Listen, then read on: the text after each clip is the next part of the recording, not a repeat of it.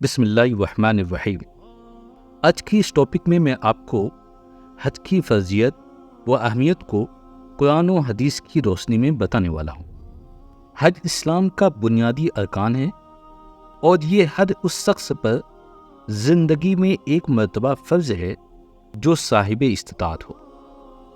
قرآن کریم میں حج کی فرضیت کے حوالے سے اللہ تعالیٰ نے ارشاد فرمایا، وَلِلَّهِ عَلَى النَّاسِ حِجُّ الْبَيْتِ مَنِ اسْتَطَاعَ إِلَيْهِ سَبِيلًا، یعنی اور اللہ کے لیے لوگوں پر اس گھر کا حج فرض ہے جو بھی اس تک پہنچنے کی استطاعت رکھتا ہو۔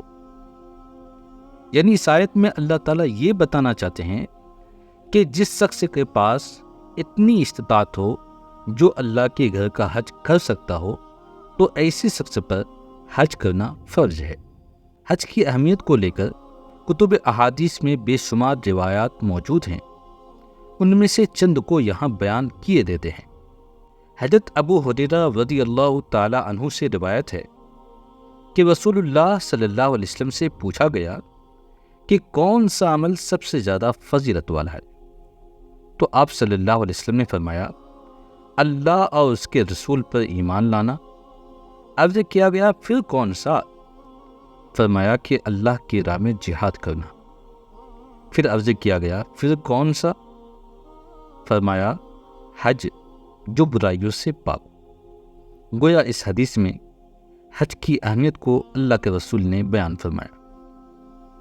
ایک دوسری جگہ پر حضرت ابو ہریرہ رضی اللہ تعالی عنہ سے مروی ہے کہ حضور صلی اللہ علیہ وسلم نے فرمایا، جو رضائے الہی کے لیے حج کرے جس میں نہ کوئی بیہودہ بات ہو اور نہ کسی گناہ کا ارتکاب ہو تو وہ ایسے ہی لوٹے گا جیسے اس کی ماں نے ابھی جنا ہو۔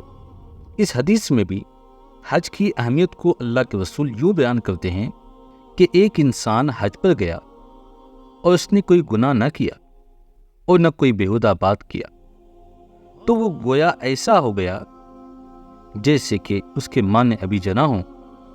یعنی جس طریقے سے بچہ پیدا ہوتے ہی تمام گناہوں سے پاک ہوتا ہے تو یہی حالت اس انسان کا ہے جو حج کو گیا اور اس نے بغیر کسی گناہ کے اور بغیر کسی بیہودہ بات کے حج کیا ہو تو گویا وہ بھی گناہوں سے دھلا ہوا ہوتا ہے۔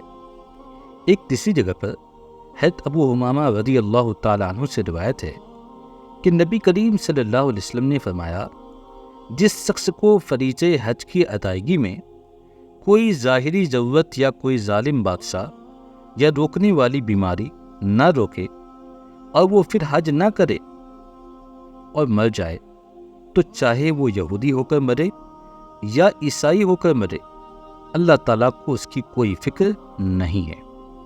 گویا اس حدیث میں یہ بتانا چاہتے ہیں کہ ایک انسان کے پاس کوئی مجبوری نہ تھی، نہ کسی نے اسے روکا، نہ مال کی کمی، پھر بھی اس نے حج نہ کیا اور وہ اسی حالت میں اس دنیا سے چلا گیا، یعنی اسے موت آ گئی، تو ایسے شخص پر اللہ تعالیٰ کی کوئی ذمہ داری نہیں، چاہے وہ یہودی ہو کر مرے یا عیسائی ہو کر مرے۔ اللہ تعالیٰ ہم تمام کو حج ادا کرنے کی توفیق عطا فرمائے۔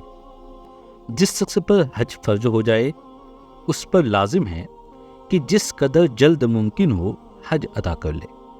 حدیث شریف میں ہے کہ حضرت ابن عباس رضی اللہ تعالی عنہما فرماتے ہیں کہ حج کی ادائیگی میں جلدی کرو، کسی کو کیا خبر کہ بعد میں کوئی مرض یا کوئی اور ضرورت لاحق ہو جائے۔ حج فرض ہونے کے بعد وقت ملنے پر بھی بلا عذر سری تاخیر کرنا گناہ ہے۔ اگر زندگی میں ادا کر لیا تو ادا ہو جائے گا اور تاخیر کا گناہ بھی نہ رہے گا، اور اگر زندگی میں ادا نہ کر سکا تو گناہ گار ہوگا۔ لہذا حج فرض ہونے کے بعد بغیر کسی عذر کے تاخیر پر توبہ و استغفار کریں، اور جیسے ہی حالات بہتر ہوں وقت ملنے پر فی الفور حج ادا کر لیں، اور اگر زندگی میں موقع نہ مل سکا تو اپنے مال سے حج بدل کی وصیت کر دیں۔ حضرت علی کرم اللہ وجہہ سے روایت ہے کہ رسول اللہ صلی اللہ علیہ وسلم نے فرمایا، جس کے پاس سفر حج کا ضروری سامان ہو اور سواری میسر ہو جو بیت اللہ تک اسے پہنچا سکے، اور پھر وہ حج نہ کرے تو کوئی فرق نہیں کہ وہ یہودی ہو کر مرے یا نصرانی ہو کر مرے۔ یہ اس لیے کہ اللہ تعالیٰ کا ارشاد ہے کہ اللہ کے لیے بیت اللہ کا حج فرض ہے ان لوگوں پر جو اس تک جانے کی استطاعت رکھتے ہوں۔ اللہ کریم ہمیں بھی کعبہ شریف کی زیارت کرنے کی توفیق عطا فرمائے، ہمیں بھی حج کی سعادت نصیب ہو، عمرہ کرنے، صفا مروہ کی سعی کرنے، منی و عرفات میں ٹھہرنے کی توفیق نصیب ہو۔ کاش ہم بھی جھوم جھوم کر کہیں لبیک اللہم لبیک۔ اللہ تعالی ہم تمام کو اس کی توفیق عطا فرمائے، آمین۔ اگر ویڈیو پسند آیا ہو تو لائک کیجئے، شیئر کیجئے۔ اگر آپ کے ایک شیئر سے کسی کی زندگی بدل جائے تو یقیناً آپ کو بھی اس کا ثواب ضرور ملے گا۔ اب مجھے اجازت دیجیے، تب تک کے لیے خدا حافظ۔